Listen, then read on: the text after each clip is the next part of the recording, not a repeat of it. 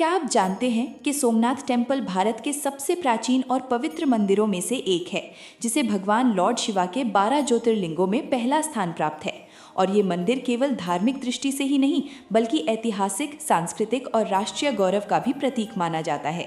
ये मंदिर गुजरात राज्य के सौराष्ट्र क्षेत्र में स्थित प्रभास पाटन नामक स्थान पर अरब सागर के किनारे बना हुआ है, जहाँ समुद्र की लहरें इस मंदिर के चरणों को स्पर्श करती हैं और ये दृश्य अत्यंत अद्भुत और दिव्य अनुभव प्रदान करता है। सोमनाथ शब्द का अर्थ होता है चंद्रमा के देवता, और इसके पीछे एक पौराणिक कथा जुड़ी हुई है, जिसमें बताया जाता है कि चंद्रदेव ने भगवान शिव की कठोर तपस्या करके इस स्थान पर उनका आशीर्वाद प्राप्त किया था। प्राचीन धार्मिक ग्रंथों जैसे शिव पुराण और स्कंद पुराण के अनुसार चंद्रदेव को उनके ससुर दक्ष प्रजापति ने श्राप दिया था, जिसके कारण उनका तेज धीरे धीरे क्षीण होने लगा। तब चंद्रदेव ने भगवान शिव की आराधना की और भगवान शिव ने प्रसन्न होकर उन्हें इस श्राप से मुक्ति दी। उसी स्थान पर चंद्रदेव ने सबसे पहले स्वर्ण का मंदिर बनवाया और यही सोमनाथ मंदिर की प्रारंभिक स्थापना मानी जाती है। इसके बाद विभिन्न युगों में इस मंदिर का पुनर्निर्माण अलग अलग रूपों में हुआ। बताया जाता है कि त्रेता युग में रावण ने चांदी का मंदिर बनवाया और द्वापर युग में भगवान श्री कृष्ण ने लकड़ी का मंदिर बनवाया, जबकि वर्तमान संरचना पत्थरों से निर्मित है। इतिहास के अनुसार सोमनाथ मंदिर का उल्लेख कई प्राचीन यात्रियों और इतिहासकारों ने भी किया है, जिनमें अरब यात्री अल बिरूनी का नाम प्रमुख है। उसने अपने लेखों में सोमनाथ मंदिर की अपार संपत्ति और उसकी भव्यता का वर्णन किया है।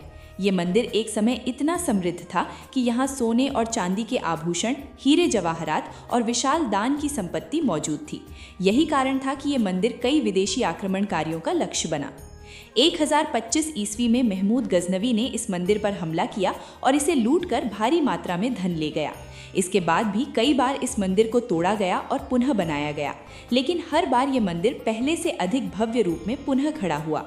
मध्यकालीन इतिहास में भी इस मंदिर ने कई उतार चढ़ाव देखे।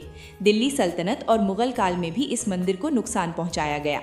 विशेष रूप से औरंगजेब के समय इसे पूरी तरह ध्वस्त कर दिया गया था, लेकिन लोगों की आस्था कभी कम नहीं हुई और ये स्थान हमेशा श्रद्धा का केंद्र बना रहा। स्वतंत्रता प्राप्ति के बाद भारत के पहले गृह मंत्री सरदार वल्लभ भाई पटेल ने इस मंदिर के पुनर्निर्माण का संकल्प लिया और उनके प्रयासों से 1951 में इस मंदिर का पुनर्निर्माण पूरा हुआ और भारत के पहले राष्ट्रपति डॉक्टर राजेंद्र प्रसाद ने इसका उद्घाटन किया। ये घटना भारत की सांस्कृतिक पुनर्जागरण का प्रतीक मानी जाती है। वर्तमान सोमनाथ मंदिर चालुक्य शैली की वास्तुकला में बना हुआ है, जिसे कैलाश महामेरु प्रासाद शैली कहा जाता है। इसकी ऊंचाई लगभग 155 फीट है और इसके शिखर पर 10 टन का कलश स्थापित है। मंदिर के ऊपर एक ध्वज भी फहराया जाता है, जो दिन में कई बार बदला जाता है और ये परंपरा सदियों से चली आ रही है। मंदिर के गर्भगृह में स्थित शिवलिंग अत्यंत पवित्र माना जाता है और यहाँ दर्शन करने के लिए देश विदेश से लाखों श्रद्धालु आते हैं। सोमनाथ मंदिर का एक विशेष तथ्य ये भी है कि इसके सामने समुद्र की दिशा में कोई भी भूमि नहीं है, अर्थात इस मंदिर से दक्षिण दिशा में सीधी रेखा में अंटार्कटिका तक कोई भी भूभाग नहीं आता। इस तथ्य को बाण स्तंभ के रूप में दर्शाया गया है, जो मंदिर परिसर में स्थित है और उस पर ये लिखा हुआ है कि इस दिशा में पृथ्वी का कोई भी भूभाग नहीं है। ये बात इस मंदिर को और भी विशेष बनाती है। धार्मिक दृष्टि से सोमनाथ मंदिर अत्यंत महत्वपूर्ण है, क्योंकि ये 12 ज्योतिर्लिंगों में पहला है। ज्योतिर्लिंग का अर्थ होता है वो स्थान जहां भगवान शिव स्वयं प्रकाश के रूप में प्रकट हुए थे। इन ज्योतिर्लिंगों की पूजा करने से मोक्ष की प्राप्ति होती है, ऐसा माना जाता है। सोमनाथ में स्थित शिवलिंग को अत्यंत शक्तिशाली और चमत्कारी माना जाता है और यहाँ की पूजा विधि भी विशेष होती है। यहाँ नियमित रूप से आरती, अभिषेक और पूजा अर्चना की जाती है। सोमनाथ मंदिर केवल एक धार्मिक स्थल ही नहीं, बल्कि भारतीय संस्कृति और इतिहास का जीवंत प्रतीक है। ये मंदिर हमें ये सिखाता है कि कितनी भी बार कठिनाइयाँ आएं, लेकिन आस्था और विश्वास को कभी नहीं टूटना चाहिए। ये मंदिर बार बार टूट कर भी हर बार खड़ा हुआ और आज ये भारत की शक्ति, आस्था और पुनर्निर्माण की भावना का प्रतीक बन चुका है। यहाँ आने वाले श्रद्धालु न केवल भगवान शिव के दर्शन करते हैं, बल्कि इतिहास और संस्कृति की गहराई को भी महसूस करते हैं।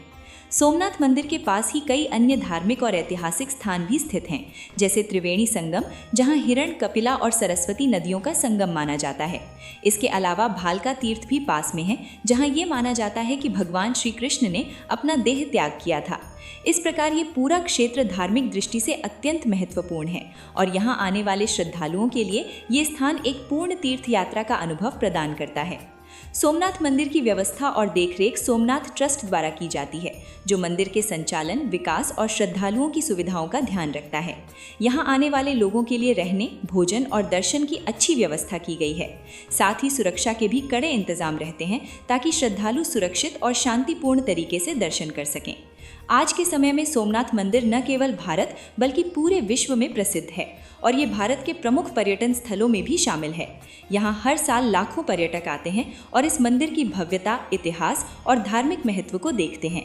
विशेष रूप से महाशिवरात्रि के अवसर पर यहाँ बहुत बड़ा उत्सव होता है, जिसमें हजारों की संख्या में भक्त शामिल होते हैं और भगवान शिव की आराधना करते हैं। इस प्रकार सोमनाथ मंदिर केवल एक मंदिर नहीं बल्कि एक ऐसा स्थान है जहाँ इतिहास, आस्था, संस्कृति और आध्यात्मिकता का संगम देखने को मिलता है। ये मंदिर हमें ये सिखाता है कि कितनी भी कठिनाइयाँ आए लेकिन आस्था और विश्वास को कभी नहीं टूटना चाहिए। ये मंदिर बार बार टूटकर भी हर बार खड़ा हुआ और आज ये भारत की शक्ति